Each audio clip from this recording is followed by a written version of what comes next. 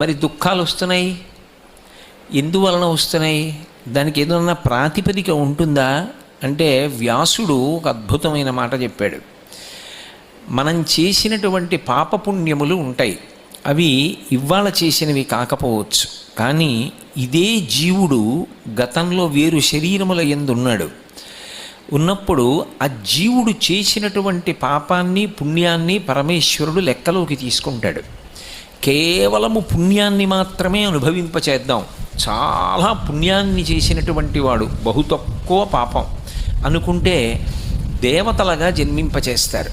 అందుకే దేవతలు ఎప్పుడూ కూడా భోగం అనుభవిస్తూ ఉంటారు. క్షీణే పుణ్యే మర్త్యలోకం విశంతి, వాళ్ళ పుణ్యం అయిపోతే భూమి మీదకు పడిపోతారు.